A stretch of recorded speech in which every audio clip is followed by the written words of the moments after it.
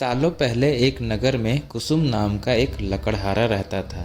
वो रोज़ जंगल लकड़ी काटने के लिए जाता और उन्हें बेचकर जो कुछ पैसे मिलते उससे अपने लिए खाना खरीद लेता था। उसकी दिनचर्या सालों से ऐसे ही चल रही थी।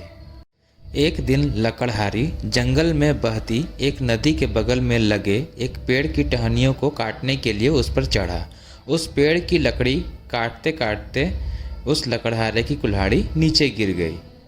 तेजी से लकड़हारा पेड़ से उतरा और अपनी कुल्हाड़ी को ढूंढने लगा। उसे लगा था कि नदी के आसपास उसकी कुल्हाड़ी गिरी होगी और ढूंढने पर मिल जाएगी।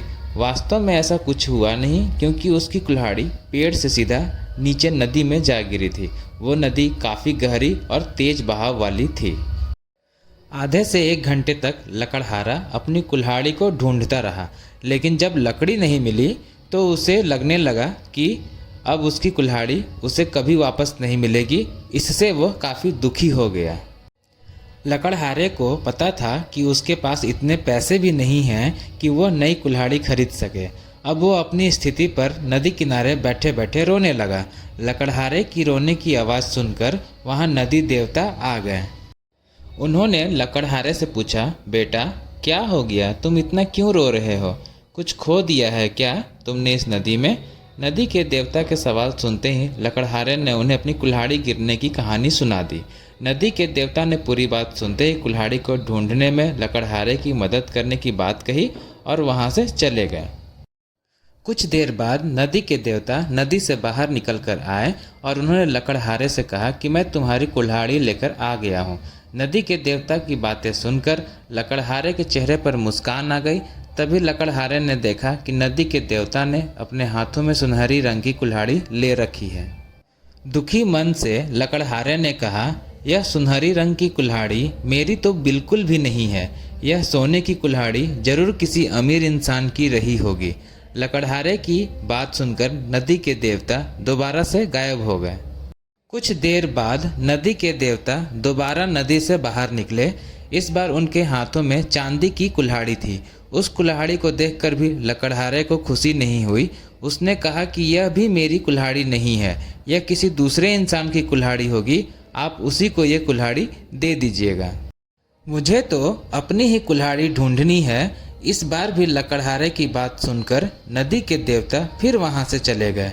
पानी में गए भगवान इस बार काफ़ी देर के बाद बाहर आए। अब देवता को देखते ही लकड़हारे के चेहरे पर बड़ी सी मुस्कान थी। उसने नदी के देव से कहा कि इस बार आपके हाथ में लोहे की कुल्हाड़ी है और लग रहा है कि यह मेरी ही कुल्हाड़ी है। ऐसी ही कुल्हाड़ी पेड़ काटते समय मेरे हाथ से नीचे गिर गई थी। आप यह कुल्हाड़ी मुझे दे दीजिए और दूसरी कुल्हाड़ियों को उनके असली मालिक तक पहुंचा दीजिएगा। लकड़हारे की इतनी ईमानदारी और निष्पाप मन को देखकर नदी के देवता को काफ़ी अच्छा लगा। उन्होंने लकड़हारे से कहा कि तुम्हारे मन में बिल्कुल भी लालच नहीं है। तुम्हारी जगह कोई और होता तो सोने की कुल्हाड़ी झट से ले लेता, लेकिन तुमने ऐसा बिल्कुल भी नहीं किया। चांदी की कुल्हाड़ी को भी तुमने लेने से इनकार कर दिया। तुम्हें सिर्फ अपने लोहे की ही कुल्हाड़ी चाहिए थी। तुम्हारे इतने पवित्र और सच्चे मन से मैं काफ़ी प्रभावित हूँ। मैं तुम्हें उपहार में सोने और चांदी दोनों की ही कुल्हाड़ी देना चाहता हूँ। तुम अपनी लोहे की कुल्हाड़ी के साथ इन्हें भी अपने पास अपनी ईमानदारी के तोहफे के तौर पर रख लो। कहानी से सीख, ईमानदारी से बड़ी दौलत इस दुनिया में कुछ नहीं है। अच्छे ईमान वाले इंसान की चारों तरफ प्रशंसा होती है।